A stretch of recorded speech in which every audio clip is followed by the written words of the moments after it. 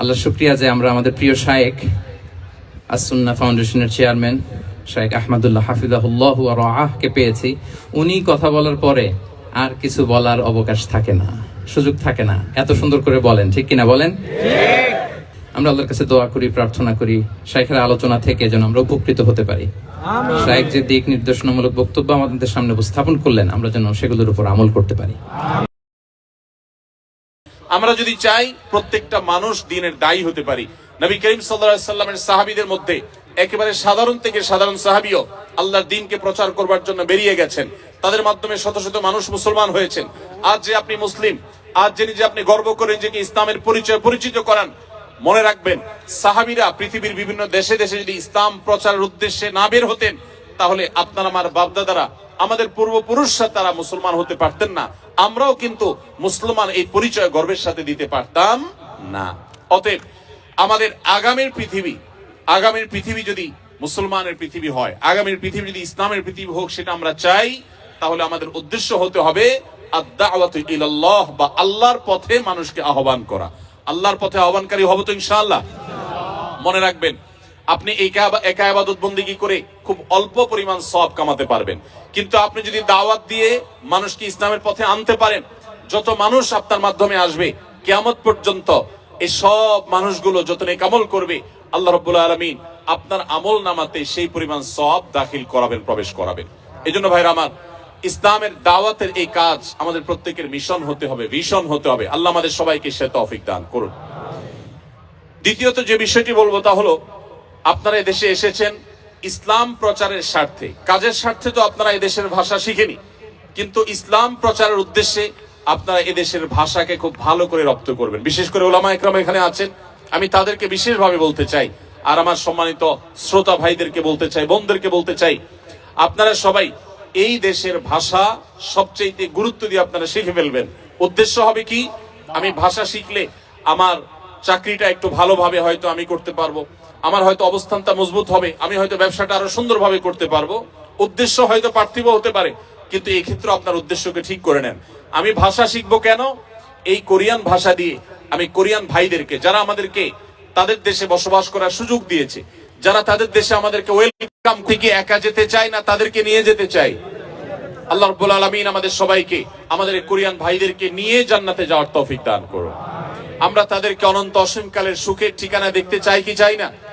যদি চাই, তাহলে তাদের ভাষা আমাদেরকে শিখতে হবে, কারণ তাদের ভাষা শিখলে আমি ইসলামটাকে আমি আমার মতো করে, তাদের বোঝার মতো করে আমি উপস্থাপন করতে পারবো। এই জন্য ভাইরা, আপনারা কোরিয়ান ভাষাটা খুব ভালো করে রপ্ত করবেন। আবার বলছি, উদ্দেশ্য হবে যে আমি তাদেরকে আল্লাহর পথে আহ্বান করব। আমি জাপানে গিয়েছি, টোকিওতে আমি বাংলাদেশি প্রবাসী ভাইদেরকে দেখেছি। অনেক বাংলাদেশি ভাইরা আছেন যাদের হাতে অগণিত জাপানিজরা মুসলমান হয়েছে।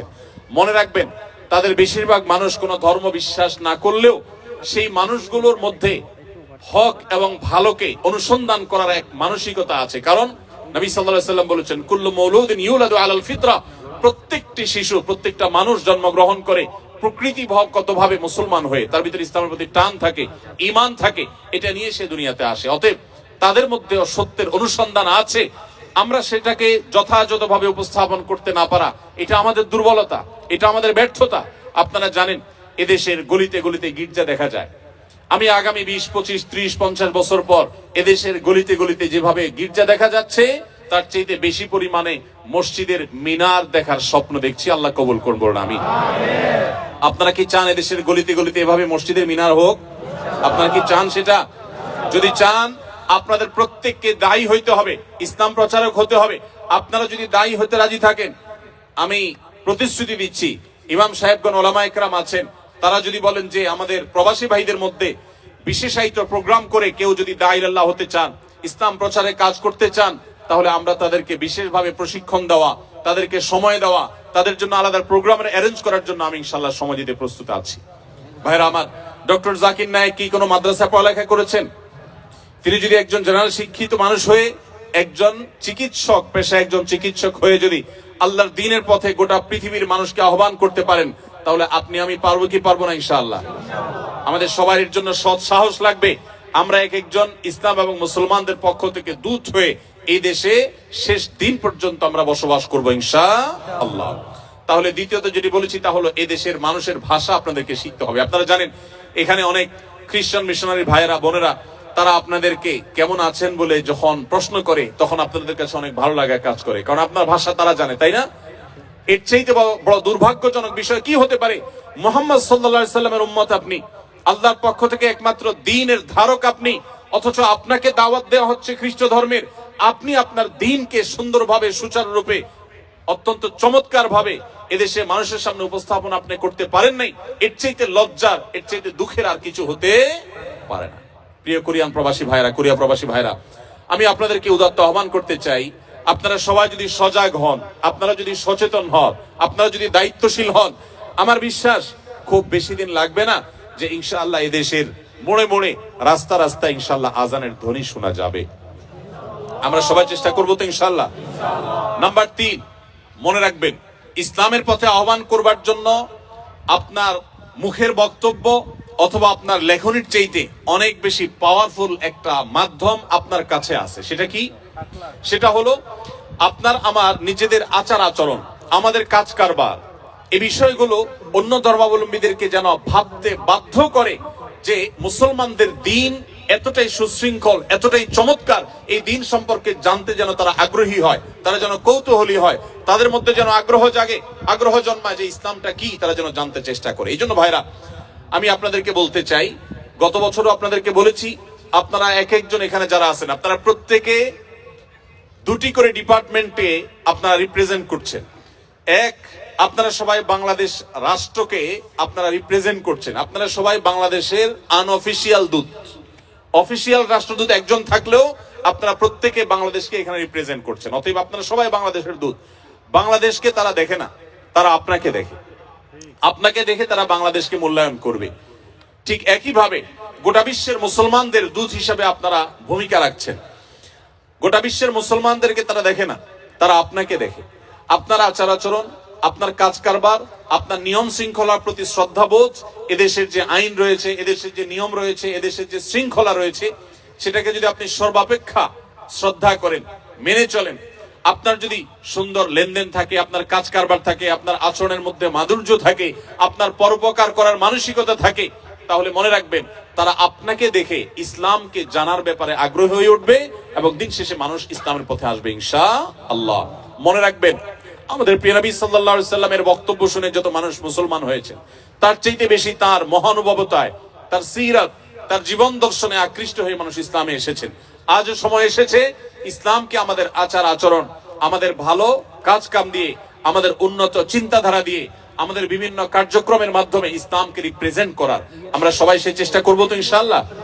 মনে রাখবেন, আপনার প্রতিটি কাজ হয় ইসলাম এবং মুসলমানদের ইমেজকে বিল্ড আপ করবে, আর না হলে ইমেজকে ধ্বংস করবে। আমি ব্যক্তিগতভাবে আনন্দিত যে কোরিয়ায় আমার বাংলাদেশি প্রবাসী ভাইরা যারা আছেন, বোনেরা যারা আছেন, আপনাদের তেমন কোনো দুর্নাম নেই। আমাদের বাংলাদেশি প্রবাসীরা অনেক দেশে আছেন যে সমস্ত দেশগুলোতে নানা কারণে দুর্নাম হয়ে গেছে, সে সমস্ত দেশে আমাদের বাংলাদেশিদের মুখ অনুজ্জ্বল।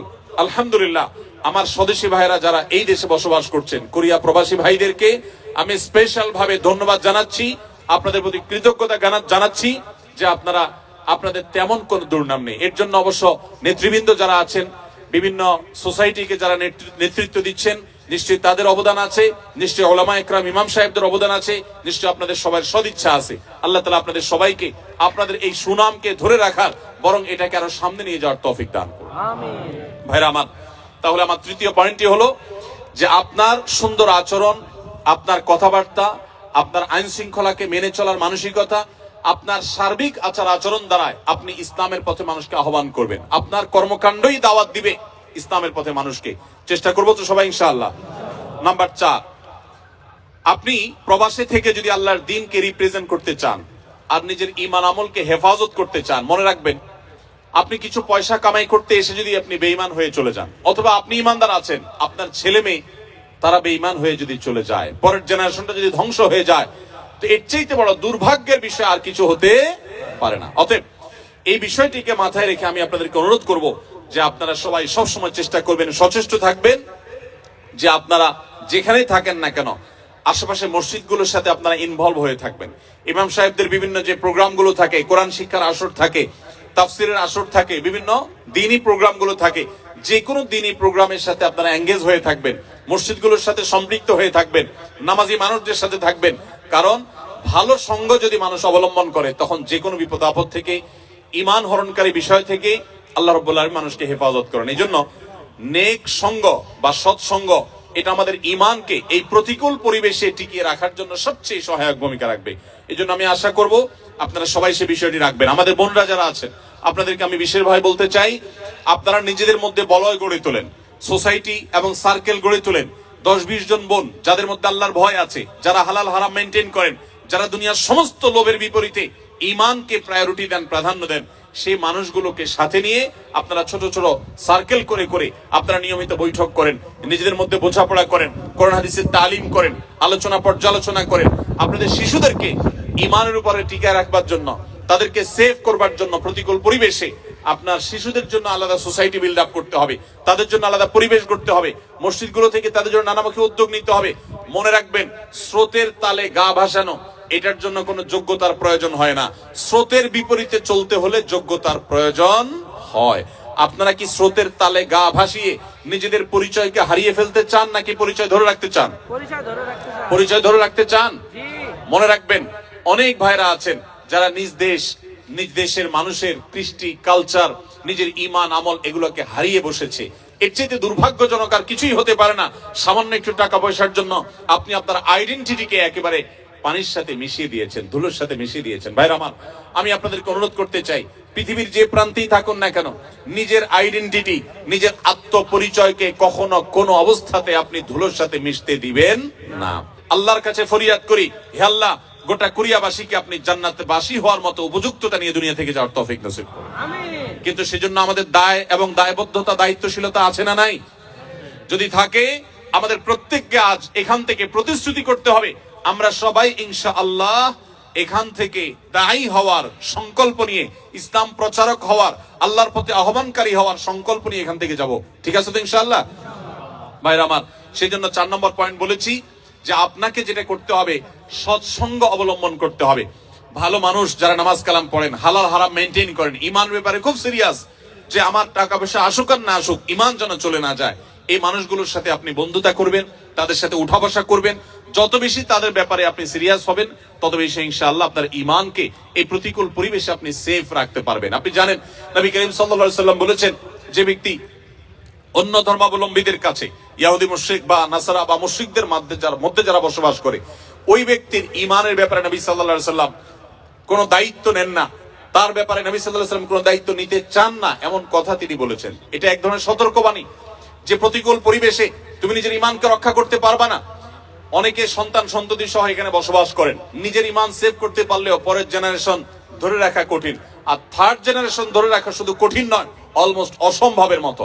এটা সম্ভব হওয়ার একমাত্র পথ হলো, আপনার মূল পরিচয় ব্যবসায়ী হবে না, আপনার মূল পরিচয় চাকরিজীবী হবে না, আপনার মূল পরিচয় স্টুডেন্ট হবে না, আপনার মূল পরিচয় হবে আপনি দেশে আছেন, থাকবেন ইসলামকে রিপ্রেজেন্ট করার জন্য, ইসলামের দায়ী হওয়ার জন্য, ইসলামের পথে মানুষকে আহ্বান করার জন্য। মনে রাখবেন, সাধারণ ইবাদতকারী আর দায়ীর মধ্যে পার্থক্য হলো, আমাদের দেশে আমরা জানি যে বিভিন্ন রকমের নির্বাচন হয়ে থাকে, যে বিভিন্ন পর্যায়ে যে নির্বাচন হয়, এখানে কিছু থাকে ভোটার আর কিছু থাকে ক্যান্ডিডেটের পক্ষ থেকে প্রচারক বা ক্যাম্বাসার। যারা প্রচারক থাকে এদের কাছে সাধারণত এক দলের যিনি ক্যান্ডিডেট থাকেন, প্রার্থী থাকেন, ধরেন এক জায়গায় চেয়ারম্যান ইলেকশন হচ্ছে, চেয়ারম্যান পদপ্রার্থী কয়েকজন আছেন, তো একজন পদপ্রার্থী তার পক্ষে যিনি ভোট কালেকশন করেন, তার কর্মী হিসাবে যিনি কাজ করেন, তাকে কিন্তু অন্য ক্যান্ডিডেটের লোকেরা কখনো তার চেয়ারম্যানকে ভোট দিতে বলে না, কারণ জানে যে এই লোকটা তো নিজেই একজন চেয়ারম্যানের কর্মী, তাকে কি আমি ভোটের দাওয়াত দিব। কিন্তু যে ব্যক্তি সাধারণ ভোটার, তার কাছে কিন্তু সবাই ভোটের জন্য বলে, সব ক্যান্ডিডেটরা এসে বলে ভাই ভোটটা আমাদেরকে দিন, বলে কি বলে না? আপনি যদি সাধারণ মুসলমান হয়ে থাকেন, আপনাকে শয়তান দাওয়াত দিবে যে তুমি শয়তানিতে চলে আসো, এদেশের মানুষের কুফরিগুলা তুমি গ্রহণ করো। আর যদি আপনি নিজে ইসলাম প্রচারক হন, তাহলে শয়তান আপনার ব্যাপারে নিরাশ হয়ে যাবে যে না, এই লোককে তো দাওয়াত দিয়ে লাভ নাই, এ তো নিজেই আল্লাহর পথে মানুষকে দাওয়াত দিচ্ছে। এজন্য আমাদের ঈমানকে টিকিয়ে রাখার একমাত্র উপায় হলো দাওয়াতের কাজ করা, দাঈ ইলাল্লাহ হওয়া। সবাই চেষ্টা করবো তো ইনশাআল্লাহ? আপনারা যদি দাঈ ইলাল্লাহ হতে চান, আমি অলরেডি 4টি পরামর্শ দিয়েছি, 5 নম্বর পরামর্শ বলে শেষ করব। এই 5টি পয়েন্ট যদি আপনি মাথায় রেখে চলেন, ওলামা ইকরামের যদি সহযোগিতা নেন, আমি বিশ্বাস করি যে একটা নির্দিষ্ট সময়ের পর 6 মাস 1 বছর পর আপনারা সবাই ইনশাআল্লাহ ইসলামের দায়ী হতে পারবেন। আল্লাহ আমাদের সবাইকে তৌফিক দান করুন। 5 নম্বর সর্বশেষ যে পয়েন্টটি বলতে চাই তা হলো ইসলামের পথে মানুষকে আহ্বান করার জন্য আল্লাহ সুবহানাহু ওয়া তাআলার কাছে চোখের পানি ফেলে দোয়া করতে হবে। আমি শুরু থেকে বলছি যে দেশ আমাদেরকে নিরাপদে বসবাস করার সুযোগ দিয়েছে, আমাদের প্রিয় স্বদেশে পর্যন্ত আমরা অনেকে এতটা নিরাপদ না। ঠিকই ঠিক না বলেন? আমাদের প্রিয় স্বদেশেও আমরা অনেকে এলাকাতে গেলে পালিয়ে বেড়াইতে হয়। অনেকে আছেন যে নানান মামলা মোকদ্দমা দিয়ে রাখা হয়, এয়ারপোর্ট থেকে অনেককে হয়রানি করা শুরু করা হয়। তো এইরকম একটা পরিস্থিতিতে আমরা যে দেশে বসবাস করছি, এই দেশে আপনাদের জীবন নিয়ে কখনো শঙ্কায় থাকা লাগে? আপনাদের সম্পদ নিয়ে কখনো ভয় করা লাগে? তো যে দেশের মানুষ আমাদেরকে এতটা নিরাপত্তা দিয়েছে, এতটা সুযোগ দিয়েছে, আমি এখান থেকে হালাল উপার্জন করার সুযোগ পাচ্ছি, আমরা তাদের প্রতি যে কৃতজ্ঞতা বোধ, সেই কৃতজ্ঞতা বোধ থেকে আজ থেকে আপনার যত দোয়া হবে, আপনি প্রত্যেক দোয়াতে একবারের জন্য হলেও বলবেন, আল্লাহ এদেশের যে মানুষগুলো এত সুন্দর, এত সভ্য, এত ভদ্র, এত সত্য কথা বলে, এত সৎ এবং ন্যায়পরায়ণ, শুধু তাদের ঈমানটুকু নেই, হে আল্লাহ আপনি আমাকে ক্যাপাবল করে দেন, আমাকে সেই যোগ্যতা দেন, আমি যেন তাদের সবাইকে ঈমানের পথে আহ্বান করতে পারি। দোয়া করা যাবে না ইনশাআল্লাহ? আল্লাহ আপনি তাদের সবাইকে হেদায়েত দান করেন, তাদের জন্য দোয়া করা যাবে না ইনশাআল্লাহ? আমরা যদি আজকে এখানে যত হাজার মানুষ আছি, আজ থেকে যদি আমরা নিয়মিত প্রত্যেক দোয়াতে আমরা যদি চোখের পানি ফেলে আল্লাহর কাছে ফরিয়াদ করি যে আল্লাহ তুমি এই মাটিকে ইসলামের জন্য কবুল করো, আল্লাহ এদেশের মানুষগুলোকে ইসলামের জন্য কবুল করো, আল্লাহ এরা যদি ইসলামের পথে চলে আসে তাহলে ইসলামের আসল সৌন্দর্য মানুষ দেখতে পাবে, কারণ এদের আচার আচরণ, এদের ন্যায় নীতি, এদের অনেক কর্মকাণ্ড অলরেডি কোরআন হাদিস যা বলেছে তার বাস্তব রূপ হিসাবে আমরা দেখতে পাচ্ছি। শুধু ঈমানটা যদি প্লাস করা যায় তাহলে তারাই হবে আমাদের সামনে সবচেয়ে উত্তম মডেল, সবচেয়ে উত্তম আদর্শ। হে আল্লাহ আপনি তাদেরকে ঈমান দান করেন। আপনি যে সুপারভাইজারের অধীনে কাজ করেন, আপনি তার নাম ধরে আল্লাহর কাছে দোয়া করবেন। আপনি যে কোম্পানিতে কাজ করেন, সেই কোম্পানির মালিকদের জন্য আল্লাহর কাছে দোয়া করবেন। আপনি যে এলাকায় বসবাস করেন, সে এলাকার অন্য ধর্মাবলম্বী ভাইদের জন্য দোয়া করবেন।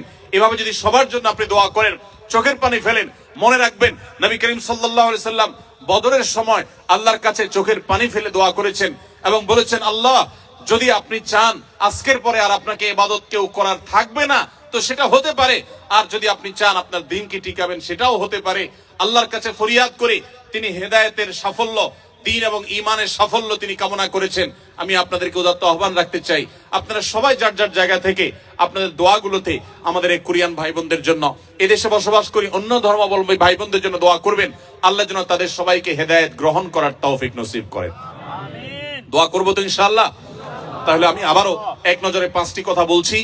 যারা এই পৃথিবীর এমন কোন দেশে বসবাস করছেন যেখানে অমুসলিমদের প্রাধান্য রয়েছে, যেখানে থেকে আপনার ঈমানকে টিকিয়ে রাখাকে আপনি চ্যালেঞ্জিং মনে করছেন, যেখানে প্রতিকূল পরিবেশ রয়েছে, যেখানে হালাল হারাম মেনটেন করা কঠিন, যেখানে পর্দা মেনটেন করা কঠিন, আমরা রিজিকের প্রয়োজনে সেখানে এসে পড়েছি, আমি তাদেরকে বলতে চাই, প্রথমত আপনার এই আসার উদ্দেশ্যটাকে পরিবর্তন করেন। টাকা পয়সার জন্য, চাকরি বাকরি বা ব্যবসা বাণিজ্যের জন্য নয়, আপনার এখানে থাকাটাই হবে আল্লাহর দ্বীনকে মানুষের সামনে রিপ্রেজেন্ট করবার জন্য, দাওয়া ইলাল্লাহর জন্য, আল্লাহর পথে মানুষকে আহ্বান করার জন্য, জাহান্নাম থেকে মানুষকে জান্নাতের পথে আনার জন্য, মানুষকে মুক্তির পথে দেখাবার জন্য আপনি আসছেন। এই উদ্দেশ্যটাই যদি আপনার মূল হয়ে যায়, তাহলে আপনার ব্যবসার ক্ষতি হোক, দাওয়াত যেন ঠিক থাকে, চাকরি চলে যাক, দাওয়াত যেন ঠিক থাকে, আপনার অন্য সবকিছুতে স্যাক্রিফাইস করবেন, কম্প্রোমাইজ করবেন, কিন্তু দাওয়াতের কাজে, ইসলামের কাজে আপনি কম্প্রোমাইজ করবেন না। নাম্বার 2, আপনাকে যে দেশে আছেন সে দেশের মানুষের ভাষা শিখতে হবে।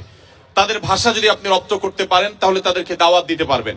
ভাষা শিখলে আপনার স্কিল ডেভেলপ হবে, আপনার চাকরি, আপনার ব্যবসা ভালোভাবে করতে পারবেন। কিন্তু উদ্দেশ্য সেটা হবে না। উদ্দেশ্য হবে যে আমি এই ভাষা শিখে তাদেরকে আল্লাহর কথা আমি ব্যাখ্যা করব, কোরআনের কথা বলবো, সুন্নাহর কথা বলবো। ভাইরা আমার, আপনাদের হয়তো অনেকের কাছে জিনিসটা একটু অস্বাভাবিক মনে হচ্ছে যে মানুষগুলো এত উন্নত জ্ঞানে, বিজ্ঞানে, তথ্যে, প্রযুক্তিতে, অবকাঠামোতে, অন্য অনেক দিক থেকে তারা এগিয়ে আছে, তারা আমাদের ধর্মের জন্য তারা কি আদৌ লালায়িত? বিশ্বাস করুন, গোটা পৃথিবী যত উন্নত দেশ পাবেন, প্রত্যেকটা উন্নত দেশের মানুষেরা তাদের মধ্যে এক ধরনের শূন্যতা কাজ করছে। বিভিন্ন দেশে যাওয়ার সুযোগ আমার হয়েছে। আপনারা একটু ডানে বামে যদি খেয়াল করেন, গভীরভাবে দেখবেন যে সুখের মধ্যে থাকা মানুষগুলো, বাহ্যিকভাবে সুখের মধ্যে থাকা মানুষগুলোর মানসিক একটা কষ্ট আছে, যন্ত্রণা আছে। এই জন্য আত্মহত্যার প্রবণতা আপনার গরিব দেশে যতটা হয় তার চাইতে ধনী দেশে আত্মহত্যার ঘটনা বেশি ঘটে। কেন ঘটে জানেন? সবকিছু আছে, মানসিক প্রশান্তি জিনিসটা নেই। এই মানসিক প্রশান্তি আল্লাহর কসম ঈমান ছাড়া, ইসলাম ছাড়া মানসিক প্রশান্তি আসার আর কোনো পথ পৃথিবীতে খোলা নেই। আল্লাহর দ্বীন ছাড়া, ইসলাম ছাড়া শান্তি আসার কোনো পথ খোলা নেই। অতএব আপনার নিজেকে আপনাকে হীনমন্যতাকে ছুঁড়ে ফেলে দিতে হবে। আপনার মধ্যে আত্মবিশ্বাস থাকতে হবে, আপনার মধ্যে দৃঢ়চেতা চিন্তা থাকতে হবে, এই চিন্তা চেতনা থাকতে হবে, আপনার আদর্শিক এই বলিষ্ঠতা থাকতে হবে যে আমি এই যে দিনকে ধারণ করছি, আমি নিজে হতভাগা, আমি কপাল পড়া, আমি জানি না এই ইমানের মূল্য কি, আমি জানি না ইসলামের মূল্য কি। যে ইসলাম নাই যার মধ্যে, তার টাকা পয়সা আছে, জ্ঞান বিজ্ঞান আছে, তথ্য প্রযুক্তি আছে, বিজনেস আছে, তার মধ্যে অনেক কিছু আছে, কিন্তু তার মানসিক প্রশান্তি জিনিসটা নেই। তারা এক ধরনের হতাশার মধ্যে থাকে, ডিপ্রেশনের মধ্যে থাকে, কারণ তাদের আসলে বলার কোনো জায়গা নেই। যে আল্লাহর প্রতি বিশ্বাস করে, আল্লাহ তাআলা বলেছেন যালিকা বিআন্নাল্লাহা মাওলাল্লাযীনা আমানু ওয়া আন্নাল কাফিরিনা লা মাওলা লাহুম। ঈমানদারদের অভিভাবক আছে, যত কষ্ট আছে সে তাহাজ্জুদে উঠে আল্লাহর কাছে চোখের পানি ফেলে দোয়া করে বলে, 5 ওয়াক্ত নামাজের পরে বলে, বিভিন্ন সময় 2 হাত তুলে বলে মাবুদ আমি বিপদে আছি। তার একটা বলার জায়গা আছে। কিন্তু যারা আল্লাহর প্রতি বিশ্বাস নেই, তাদের বলার কোনো জায়গা নেই। তাদের মানসিক কষ্ট নিয়ে তারা ডিপ্রেশন ভোগ করতে করতে তারা দুনিয়া থেকে চলে যায়। এই জন্য বলি, হীনমন্যতাকে দূরে সরেন। আপনার টাকা নেই, আপনার পয়সা নেই, আপনার বাহ্যিক আচার আচরণ হয়তো ভালো না, এজ এ মুসলিম যতটুকু হওয়া দরকার ততটুকু হয়তো না, কিন্তু আপনার ঈমান আছে, যে ঈমান হয়তো তাদের নাই। অতএব তাদেরকে ঈমানটা আমাদের ডেলিভারি করতে হবে ইনশাআল্লাহ। এই জন্য ভাষা শিখতে হবে। তৃতীয়ত বলেছি, উন্নত চরিত্র, সুন্দর আচরণ আমাদেরকে ধারণ করতে হবে। মনে রাখবেন, তারা আমাদের ধর্মগ্রন্থ পড়ে না, তারা আমাদেরকে দেখে। অন্য ধর্মাবলম্বীরা আমাদের ধর্মগ্রন্থ পড়ে, কিন্তু তারা আমাদেরকে পড়ে। ব্যক্তি আপনাকে আমাকে পড়ে, আপনার আমার কাজকর্ম, আমার উঠা বসা, আপনার আমার চলাফেরা, আমাদের সবকিছু তারা দেখে। এটা পড়ে তারা রিড করার চেষ্টা করে যে ইসলামটা আসলে কি, ইসলামটা কি, ইসলামের সংজ্ঞা তারা কোরআন খুলে পড়ে না, হাদিস খুলে পড়ে না, তারা আপনার চেহারা, আপনার কাজে, আমার কাজে তারা পড়ে। অতএব আমাদের কাজ কর্মের সৌন্দর্যের সবটুকুন এখানে উজাড় করে দিতে হবে। এদেশের মানুষের যে সততা, নিষ্ঠা, সত্যবাদিতা, এদের মধ্যে যে ছলছাড়াছাড়ি না করার প্রবণতা, এই ভালো গুণগুলো আমি আশা করব যারা দেশে ফিরে যাবেন অথবা এখানে থাকবেন, এই ভালো গুণগুলো অর্জন করতে কোনো কার্পণ্য করবেন না। তাদেরকে আপনি ঈমান দিবেন, আর তাদের কাছ থেকে যে আখলাকটা অলরেডি কোরআন হাদিসে আপনাকে বলা হয়েছে, সেটা আপনি ধারণ করার চেষ্টা করবেন ইনশাআল্লাহ। 4 নম্বর বলেছি, আপনার দাওয়াতের কাজের জন্য, ঈমানকে রক্ষা করবার জন্য প্রতিকূল পরিবেশে ভালো মানুষদের সঙ্গ, মসজিদ কেন্দ্রিক আপনি উঠা বসা করবেন। কখনো নামাজি আল্লাহওয়ালা মানুষের সঙ্গ আপনি হাতছাড়া করবেন না। সর্বশেষ আল্লাহর কাছে চোখের পানি ফেলবেন, দোয়া করবেন। আল্লাহ রাব্বুল আলামিন আপনাকে, আমাকে, আমাদের সবাইকে প্রতিকূল পরিবেশে ঈমানের উপরে টিকে থাকার তৌফিক দান করুন, বলুন আমিন। আমরা চাই কিনা যে আমরা যখন কিয়ামতের দিন আল্লাহর সামনে হাজির হব, আমাদের পেছনে শত শত মানুষ লাইন ধরে থাকবে, যে মানুষগুলো আমাদের মাধ্যমে ইসলামে এসেছে, তাদেরকে নিয়ে আমরা জান্নাতে যেতে চাই কি চাই না বলেন তো? সবাই চান? কে কে চান একটু হাত তুলে দেখান তো। আল্লাহ আমাদের সবার হাতগুলোকে আপনি কবুলের মঞ্জুর করেন। আল্লাহ আমাদের সবার হাতগুলোকে আপনি কবুলের মঞ্জুর করেন। আল্লাহ আমাদের সবাইকে জান্নাতে যাওয়ার তৌফিক দান করেন। শত শত মানুষকে নিয়ে জান্নাতে যাওয়ার তৌফিক দান করুন। আল্লাহ এই কোরিয়ার মাটিকে আপনি ইসলামের জন্য কবুলের মঞ্জুর করবেন, আমিন।